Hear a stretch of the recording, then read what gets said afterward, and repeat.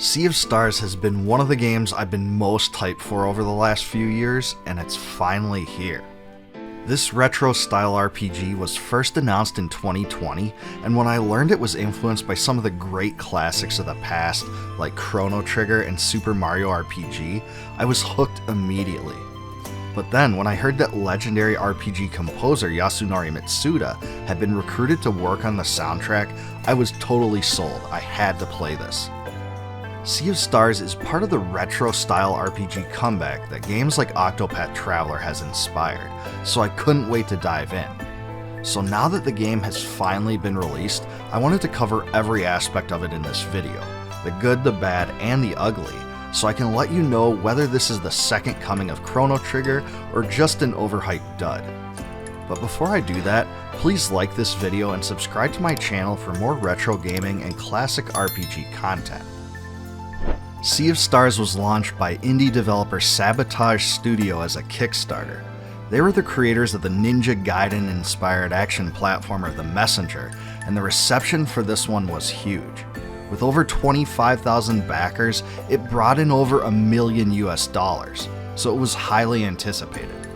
And after playing through this game, I can completely see why. It all starts with the visuals. If you're a fan of retro-style RPGs, these graphics will be exactly what you're looking for. At least they are to me. Mere seconds into the game, I think you'll be impressed by the bright and vivid colors, and the contrast in each area really stands out. For instance, the first dungeon is filled with dark purples, the second one looks like a snow-covered land with its bright white colors, and the third region is filled with orange and yellow. Then you get into a tropical area called Coral Cascades, which is certainly one of my favorites, and then a bit later you're in an undead lair. Everything's different and there's just so much variance. I loved every minute of it. There's even a few short animated cutscenes that illustrate some of the game's best storyline moments, and this is something I wasn't expecting because it wasn't in the demo at all. None of the areas look dull or reused, and that's the best part. And beyond the colors, the story scenes are perfectly crafted to make you feel part of it. There are platforms you fly into the air on, fantastic character animations that are even present for NPCs, and it's a lived-in world filled with vegetation and objects on the map you can actually interact with. The dialogue is accompanied by character portraits, and it isn't even the same ones every time. They're varied to match the emotion the character is conveying in that moment. And all this is great. When you fire this baby up, you're first given the option of whether to use Zale or Valir as your main character. Both of them are Solstice warriors who specialize in solar and lunar magic respectively. Once you make a decision on a leader, you aren't locked into it though, and you can always change it. It doesn't seem to make much of a difference at all, and in fact, I don't even know what it changes. The beginning of the game has a flashback 10 years into the past where you get to see both of them trained to be Solstice warriors. This part's admittedly a little slow, at least I thought, but there is some light at the end of the tunnel.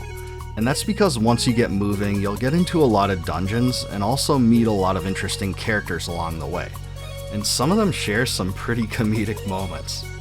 One of them is Keenathan. He's a pirate who always says he'll accomplish his goals, or his name is not Keenathan. You'll definitely experience your fair share of twists and turns in the story, even toward the beginning. There's some big moments right up front. There's also an odd group of these bird-like characters that you see tidbits from along the way, but what they're up to isn't quite clear until you gradually learn more. As far as the combat goes, its basics are probably about what you'd expect from seeing it, but with lots of twists and mechanics you wouldn't. You can use regular attacks, skills, combos, and items. Many will be pleased to know there are also timed hits, so if you press the confirm button in the correct moment, your attack will do more damage. You can also reduce the damage you take by timing a defensive hit in the same way. Special moves take advantage of this timing system too. For instance, during Valir's Moonerang skill, you can keep ricocheting the attack to hit multiple enemies if you time it correctly. You can even keep doing it over and over as long as your timing is good enough. The left side of the screen has a combo meter that continually fills as your party members hit or get hit by enemies. When it fills up, you can expend 1 to 3 combo points to unleash special multi-character attacks. This functions very similarly to the way dual techs do in Chrono Trigger, and they're really fun to pull off. I think this mechanic was designed well too because you can't just abuse or spam it. Skills cost magic points, a limited resource that functions just like in other RPGs. Some skills are single target, but others have area of effect characteristics that allow you to hit multiple enemies at the same time. One of Garl's abilities even allows you to hurl an enemy across the screen so you can deliberately set these attacks up. That was definitely one dynamic I haven't seen before. Also, characters in Sea of Stars don't have many MP, relatively speaking. The flip side to this though is that you can progressively regenerate MP through regular attacks, so the game incentivizes mixing up your decisions. This definitely isn't an RPG where you just button mash your way through it. Some enemies even use abilities that take time to unleash, and during this charge up phase, you can actually break the attack by using the appropriate type of weapons or skills against it in time. Breaking an attack this way also gives you a combo meter boost, so it does provide multiple advantages. Your entire party actually levels up together, and when this happens, you have the ability to select from one of 4 stat boosts for each character. This really reminded me of what we saw in Super Mario RPG, and allows you to tailor your party to your own preferences to some extent. Groups of enemies appear on screen that you can sometimes run past just like in Chrono Trigger, but you can't redo the battles either. There's a set amount of them, and when you defeat one group of enemies, they just don't return. It's kind of the game's way of impeding power creep. You can't really outlevel the content because you're always kind of kept at a level where everything will continue to provide something of a challenge. And I actually don't really like this.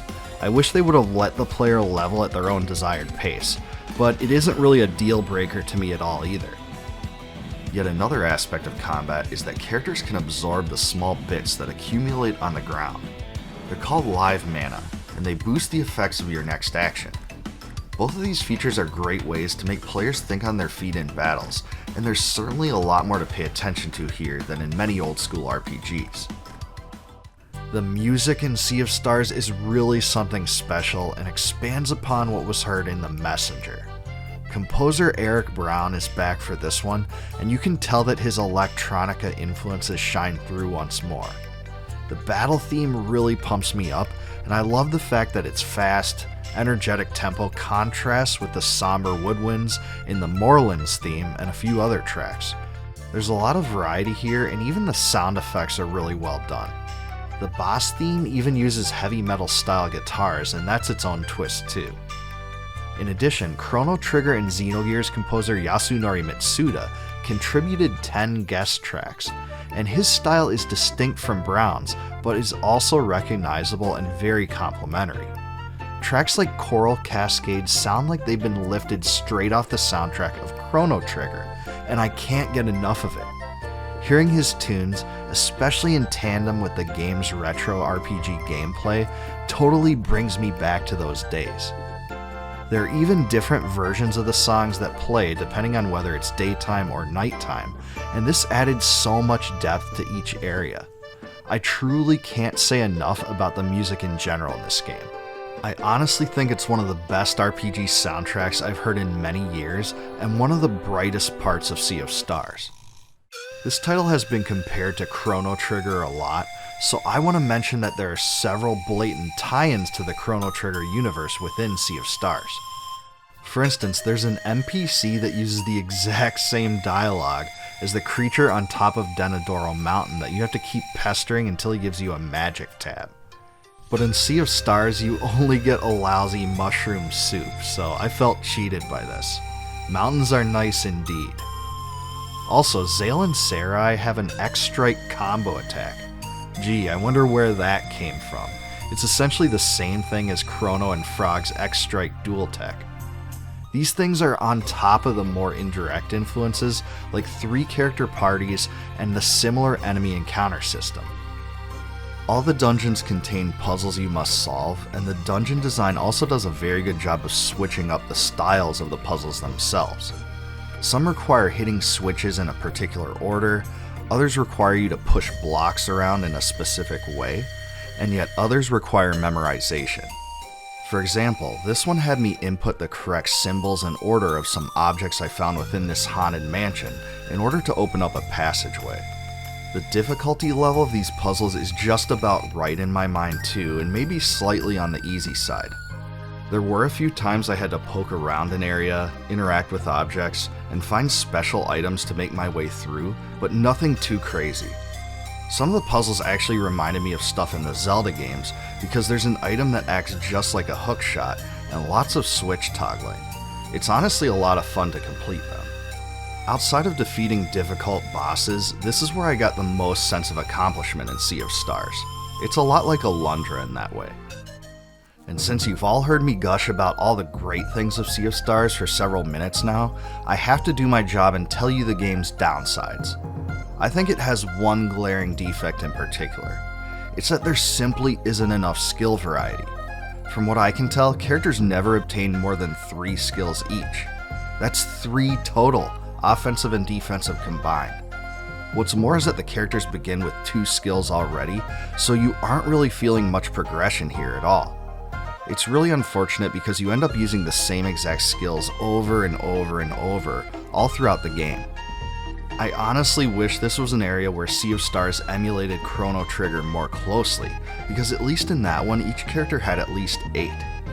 It's true that you do get some advancement excitement of sorts when you find new combo scrolls, which open up multi-character attacks, but that just isn't enough to keep things fresh enough as far as offensive skills. So is Sea of Stars the second coming of Chrono Trigger? In some ways yes, but in others no. I can't say I like the full package quite as much as I did when I first dove head into Chrono Trigger, but this is definitely one of the best retro RPGs released in the last decade. In fact, the only other games released in that time frame that I think I liked as much are the Octopath Traveler titles and Triangle Strategy, so I have a huge amount of praise and respect for it. It's definitely the closest thing I've played to Chrono Trigger in many years, but I still think it's almost as comparable to Super Mario RPG because of the timed attacks. The game has a creative story with fun characters, some interesting character development and storyline arcs, and very fun and very involved combat gameplay. The graphics and soundtrack are absolutely fantastic for all the reasons I mentioned, and it even adds some fun minigames like fishing and this wheels game you can only play within inns. This is actually a really fun minigame that I plan to revisit later. The lack of skill diversity knocks Sea of Stars down slightly for me, but I love every other single aspect. When it comes down to it, Sea of Stars is an absolute must-play for any fan of retro RPGs. It's one of the best released in a long time, and its upsides far outweigh the downsides. But I want to know what you think about Sea of Stars. Is it the next Chrono Trigger or an RPG letdown? Let me know in the comments below. Please like, subscribe, and click the bell below for more retro gaming content. Big shout out to my Patreon patrons and YouTube members also.